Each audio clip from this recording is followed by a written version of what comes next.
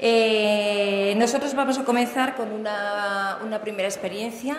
La sesión va a constar de 3 que las vamos a presentar de manera correlativa, y en el momento en que se finalicen las intervenciones dispondremos de pues un determinado espacio de tiempo para que el aforo podáis plantear las preguntas o las cuestiones que queráis preguntar. La primera experiencia, como os comentaba, tiene como título Ocio y empleabilidad, y vamos a tener 2 ponentes. Uno lo vamos a hacer vía internet, vía vídeo que se ha grabado, y os voy a hacer la presentación correspondiente, que es de Manuel Souto Outero, que es licenciado en Ciencias Políticas y de la Administración, es doctor en Políticas Sociales por la Universidad de Oxford, es profesor titular de Educación e investigador de la Universidad de Bath en el Reino Unido, y ha sido uno de los autores del estudio sobre el impacto de la educación no formal en la empleabilidad de la juventud, encargado por el Foro Europeo de la Juventud a la Universidad de Bath, donde trabaja este ponente. Sin más, y antes de ver la exposición, quiero presentaros al segundo ponente de esta experiencia, que es Raúl Almarcha Cañas. Tiene una experiencia notable y considerable en lo que es el asociacionismo y la participación, porque cuenta con una amplia trayectoria asociativa. Tiene estudios de Administración y Dirección de Empresas, es gerente también de la Federación Autónoma de Asociaciones de Estudiantes de Castilla-La Mancha, es técnico de sensibilización y educación para el desarrollo, y actualmente es responsable de la Comisión Especializada de Educación Integral del Consejo de la Juventud de España, y además cuenta con un amplio conocimiento del sistema educativo de nuestro país. Con lo cual damos paso ya al vídeo de Manuel Souto Outero, que a la exposición que él presente puntualizará posteriormente y nos informará más detenidamente Raúl. ¿Comenzamos ya? Buenas tardes. Mi nombre es Manuel Souto Outero y soy profesor titular e investigador en la Universidad de Bath, en el Reino Unido. Lamento no poder estar hoy en Zaragoza con vosotros. Desearía, sin embargo, y en primer lugar, agradecer al Ayuntamiento de Zaragoza y a la Universidad de Zaragoza la oportunidad de presentar el estudio El impacto de la educación no formal en organizaciones de juventud y la empleabilidad de los jóvenes, que realizó la Universidad de Bath en 2013 para el Foro Europeo de la Juventud. Este estudio ha captado el interés de un buen número de organizaciones, y mañana estaré en Irlanda para presentar los resultados del mismo a la presidencia irlandesa del Consejo de la Unión Europea. Yo tengo entendido que el estudio será presentado en detalle por un compañero en nuestras jornadas, de modo que tocaré de modo muy breve en mi introducción 4 puntos principales. Dejaré el desarrollo para este compañero. En primer lugar, el contexto del estudio. En segundo lugar, qué hicimos. En tercer lugar, los resultados que obtuvimos. Y en cuarto lugar, las implicaciones que vemos en estos resultados. El contexto del estudio es el interés creciente que diferentes organizaciones internacionales y administraciones tienen en lo que se ha venido a llamar el reconocimiento del aprendizaje no formal e informal, que es aquel aprendizaje que se tiene no como resultado de participación en una institución educativa o de formación y que no conlleva la expedición de un certificado. Es, sin embargo, un aprendizaje que implica intencionalidad por parte del alumno, el que aprende, y tiene unos objetivos y un apoyo estructurados. Parte del contexto también es el alto nivel de desempleo juvenil que existe actualmente en Europa y el contexto educativo en el cual muchos jóvenes abandonan el sistema educativo a una temprana edad en Europa. El estudio se centra en la empleabilidad. Bien, esto no quiere decir que la gente joven deba participar en organizaciones de juventud principalmente por motivos relacionados con este tema, relacionados con la empleabilidad. Y tampoco quiere decir que esta sea la motivación principal de las asociaciones juveniles, y esto me gustaría dejarlo claro. A mí me gustaría dejar claro que la empleabilidad es un concepto clave para el estudio, no es empleo, es un concepto diferente al de empleo. La empleabilidad es la oportunidad relativa de encontrar y mantener distintos tipos de empleo y depende de tanto condiciones internas, las condiciones del individuo, como las habilidades, destrezas, competencias que pueda tener el individuo, como de factores externos. Hay una dimensión externa, una condición externa de la empleabilidad relacionada con las condiciones de trabajo. Por tanto, en estos momentos, incluso alguien que tenga una buena dimensión individual, que tenga esa dimensión individual desarrollada, que tenga, digamos, buenas habilidades, por ejemplo, para realizar un tipo determinado de empleo, no pueda encontrar un trabajo porque las condiciones externas son difíciles. Es decir, no hay oportunidades en el mercado de trabajo para esta persona. El estudio miró en particular el impacto en 3 capitales personales. El primero es el desarrollo del capital humano, que se relaciona con las habilidades de las personas. El segundo es el capital social, que se relaciona con las conexiones que las personas tienen y que le pueden ser de utilidad en el futuro. Y el tercero es el desarrollo del capital psicológico, las capacidades de resistencia y tolerancia que hacen que uno reaccione de forma creativa, emprendedora, a condiciones difíciles como puede ser la del desempleo. Nuestras conclusiones están basadas en una revisión de la literatura y también 2 encuestas, una a más de 200 organizaciones de juventud en Europa, la otra a más de 1.300 jóvenes en más de 40 países europeos, así como grupos de discusión y entrevistas en profundidad, en las que hablamos con empresarios y hablamos con organizaciones juveniles y servicios de empleo. Los resultados que obtuvimos dejan poca duda sobre el valor que la educación no formal en organizaciones juveniles tiene, de acuerdo con la gente joven, en el desarrollo de estas diferentes formas de capital personal. Respecto al capital humano, todas las habilidades sobre las que le preguntamos a la gente joven nos dijo que se desarrollan de forma moderada o alta durante la participación en organizaciones juveniles. En particular, se desarrollan competencias y habilidades como la adaptabilidad, la flexibilidad, la comunicación y el trabajo en equipo. Y hay 3 factores clave en relación al desarrollo de competencias. Uno, que aunque haya diferencias entre gente con diferentes niveles educativos, el desarrollo de las habilidades ocurre en todos los grupos encuestados. En segundo lugar, el desarrollo es mayor cuanto mayor es la intensidad de participación en organizaciones juveniles, y esta tendencia es extremadamente clara.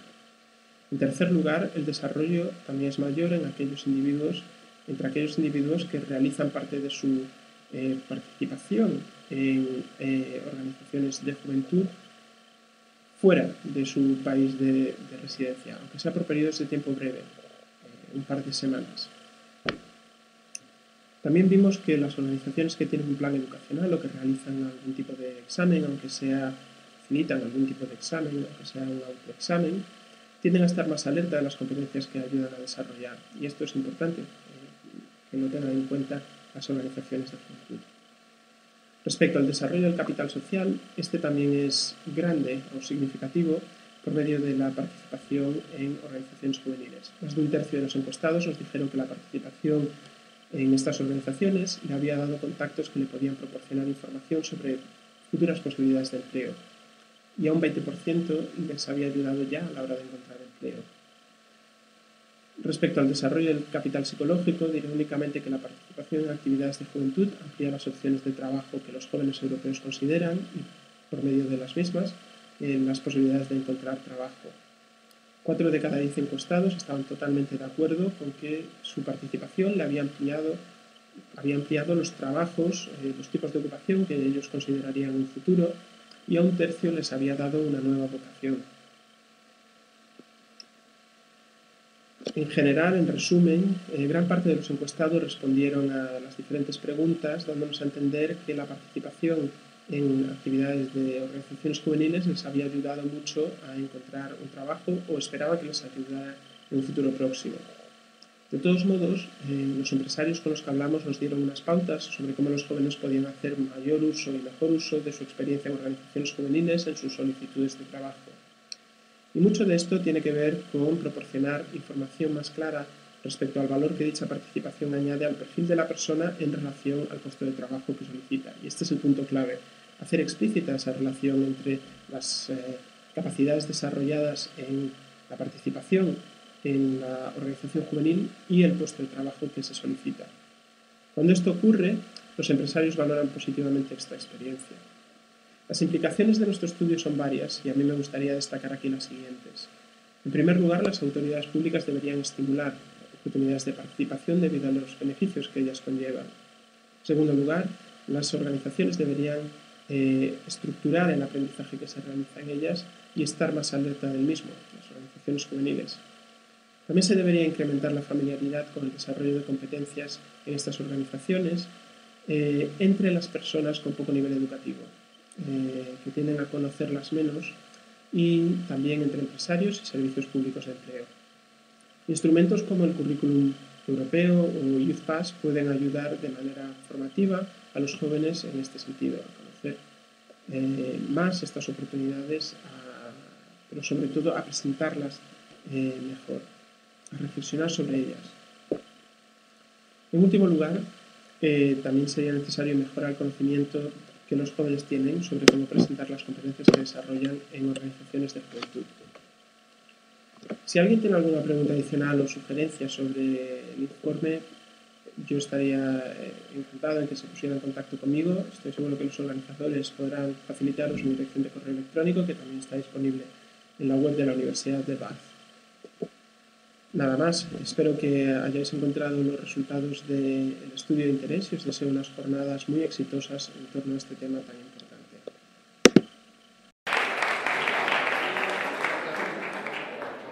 Bueno, vamos a continuar con la intervención de Raúl Almarcha, que nos va a hablar sobre el estudio y nos hará las puntualizaciones y nos ampliará la información convenientemente. Raúl, cuando quieras. Vale.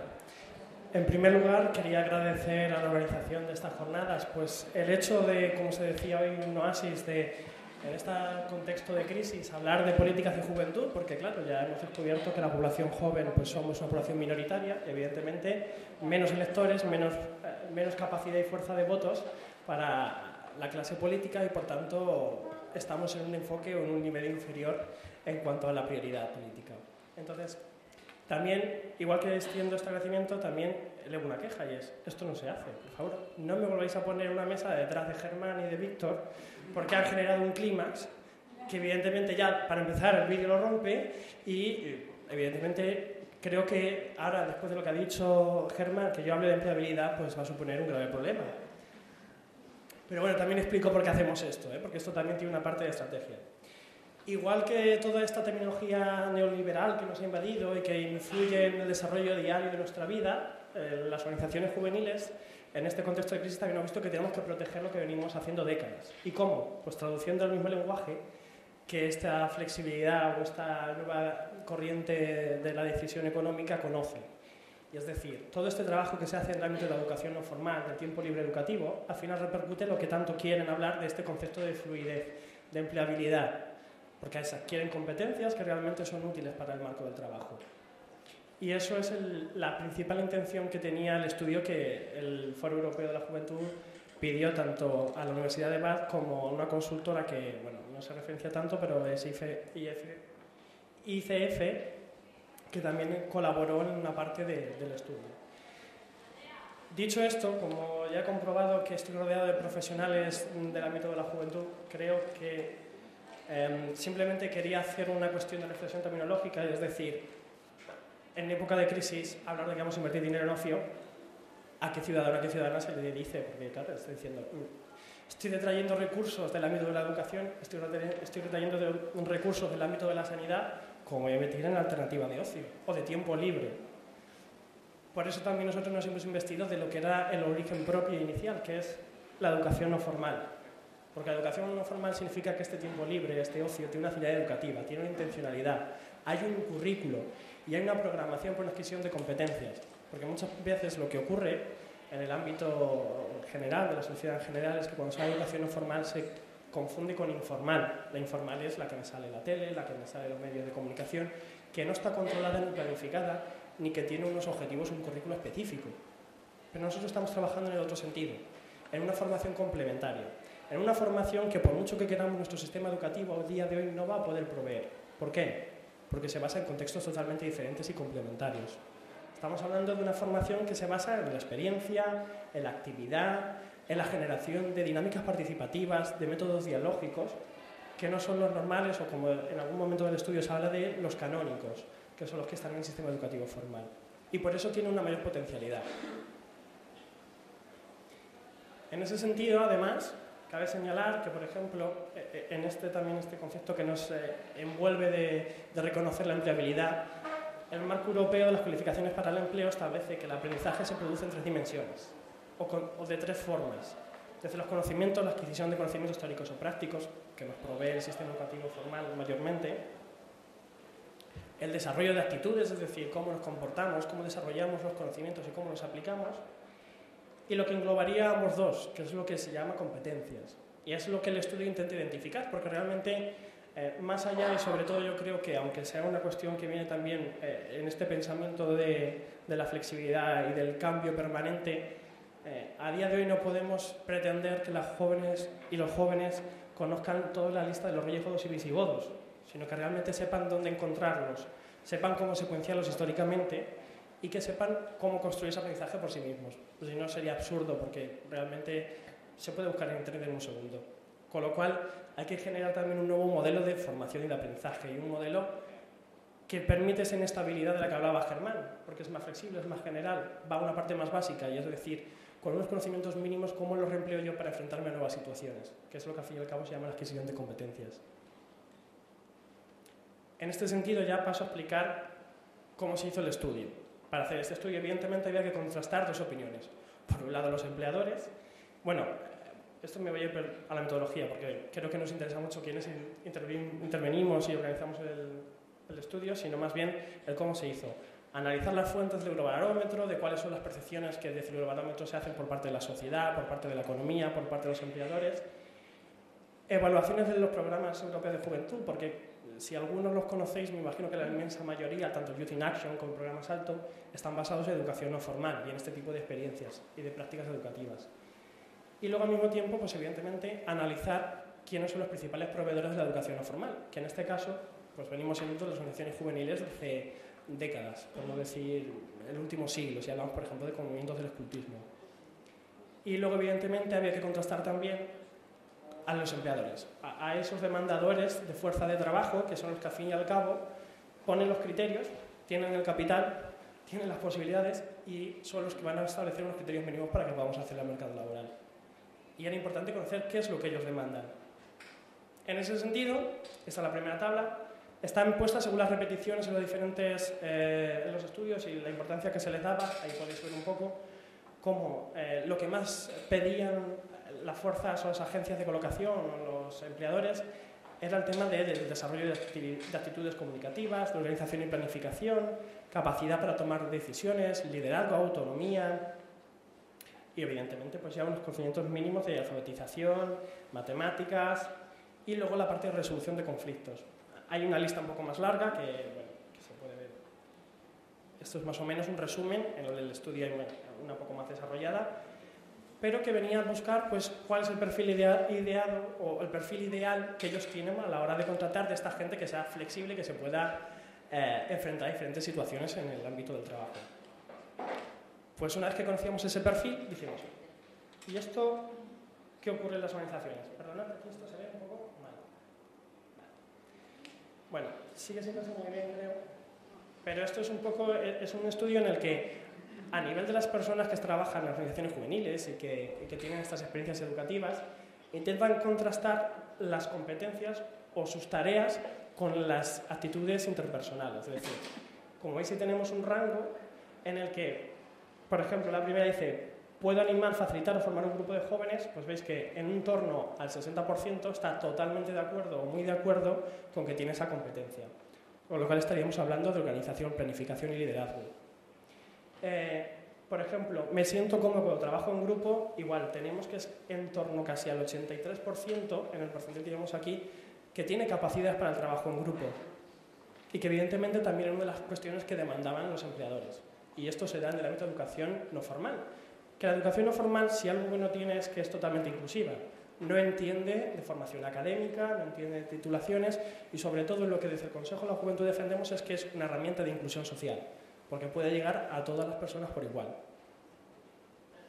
Y bueno, si queréis luego ya podemos profundizar en algunas de las competencias, pero esto era la parte de las encuestas y los resultados de cómo las tareas que hacían al final generaban las actitudes interpersonales o esas competencias que los demandadores pedían.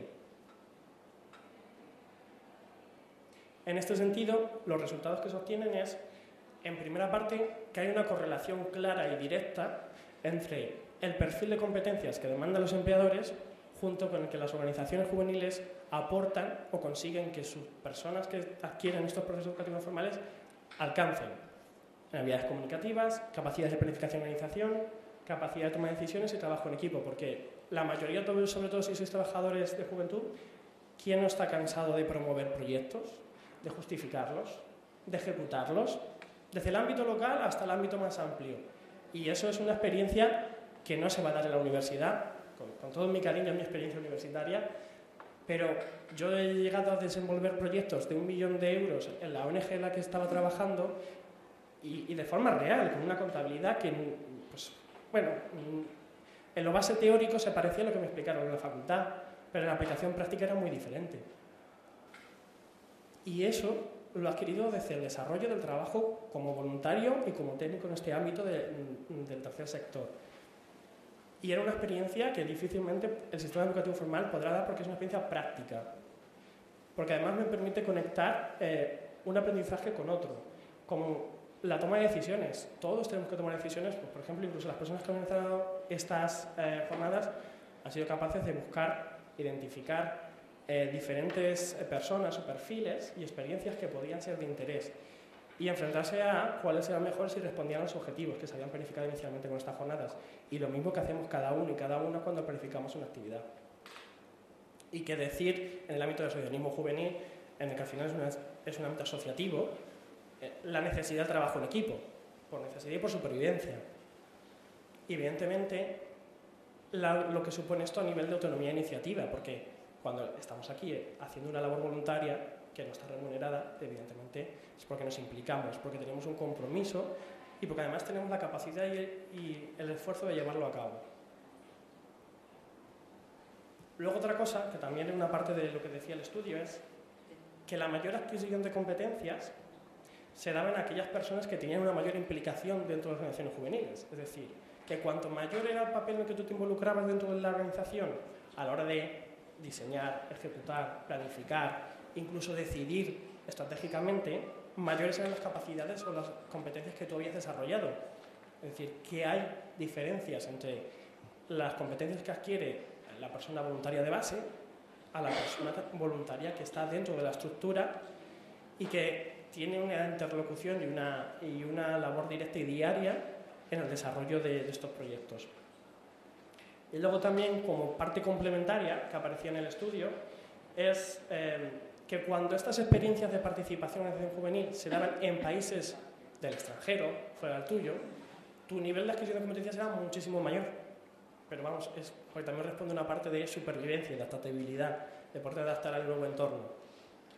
Y igualmente también hay una correlación entre el nivel de estudios, cuanto mayor era el nivel de estudios que tenía la persona, cuanto la formación académica era mayor, mayores niveles de implicación solía tener normalmente. Luego, una cosa que también buscaba el estudio conocer, es decir, ¿la gente que participa en las organizaciones juveniles es consciente de los aprendizajes que hace? ¿Sabe todas las competencias que al fin y al cabo son las que le piden el mercado laboral? Y que por mucha formación que algunas veces quiera hacer, ya las ha adquirido desde un currículo no formal. Y descubrimos que sí, que las conocían, y eran conscientes y las ponían en valor y que eso era lo que justificaba su permanencia en proyectos y organizaciones juveniles, porque eran permanentemente conscientes de ese aprendizaje que estaban desarrollando. Sin embargo, luego lo veremos, le faltaba experiencia a la hora de venderlo. No eran capaces de decirle al empleador toda la autonomía, la iniciativa, el esfuerzo que habían desarrollado en su actividad, ponerlo en valor a la hora de una entrevista de trabajo o a la hora del acceso al mercado laboral o incluso en su entorno más cercano. Una de las cosas que, por ejemplo, también resultaba llamativa, y además aquí, si me lo permitís, voy a leer una de las citas que hacía uno de los empleadores, es que ellos tienen un reconocimiento muy positivo de este tipo de actividades. O sea, reconocen que las personas que se involucran, que trabajan en el ámbito de la participación juvenil, de la participación ciudadana, tienen un compromiso y una iniciativa. Incluso uno que se recoge en el estudio llegaba a decir: aunque los empleadores quieren jóvenes contratados que sigan sus normas, también quieren que sean capaces de pensar por sí mismos, de ser creativos e innovadores. Y volví a decir que el hecho de que participen en acciones juveniles demuestra que son personas que quieren orientar su vida profesional y que no se quedan sentados esperando ver qué es lo que pasa en su entorno.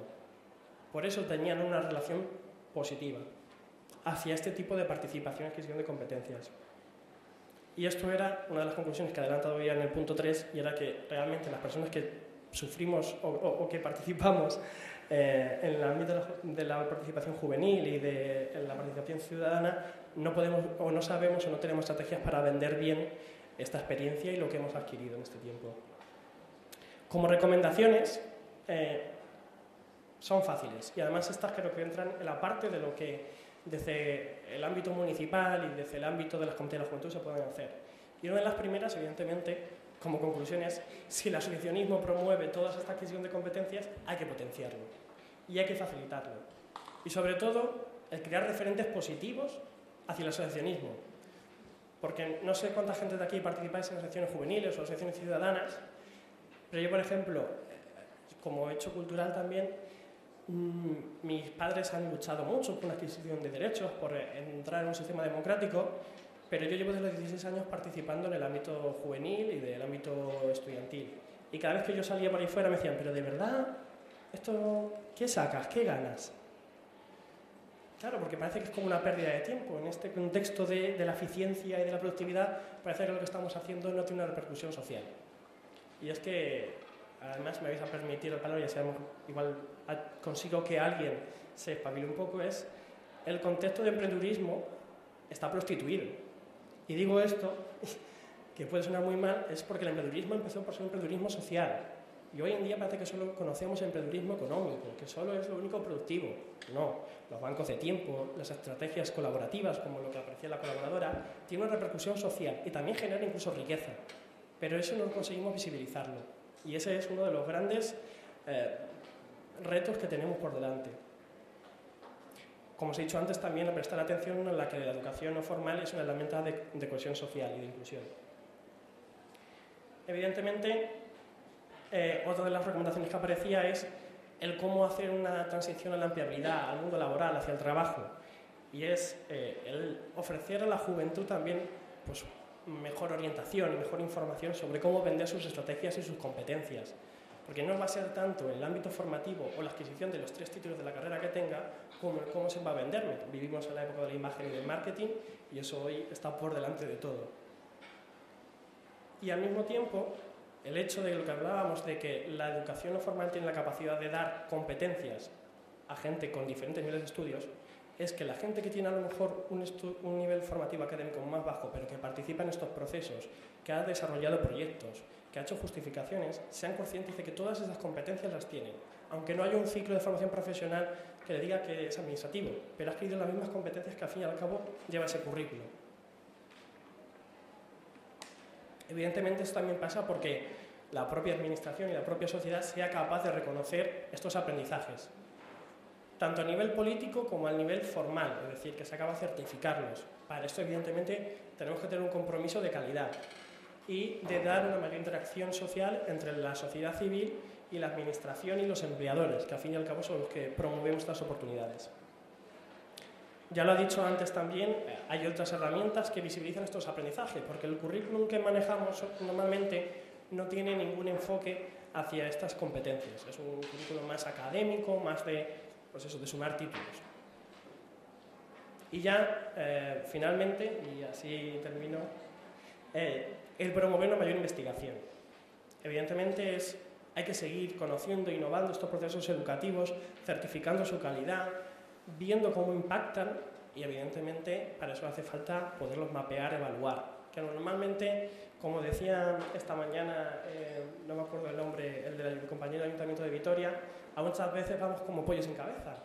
Y es no nos paramos a sentar y a decir todo el Youth in Action, todos estos programas que tenemos, no los queremos perder, pero no los evaluamos cómo los estamos desarrollando, no vaya a ser que me lo recorten. Incluso algunas veces los propios proyectos de las organizaciones juveniles. Y dicho esto, termino. Y si queréis ver el estudio, está dentro de la página del Consejo de la Juventud, lo podéis encontrar en la guía de publicaciones. Tiene más datos y más cuestiones, pero bueno, creo que ya os será la chapa suficiente. Muy bien, Raúl. Gracias.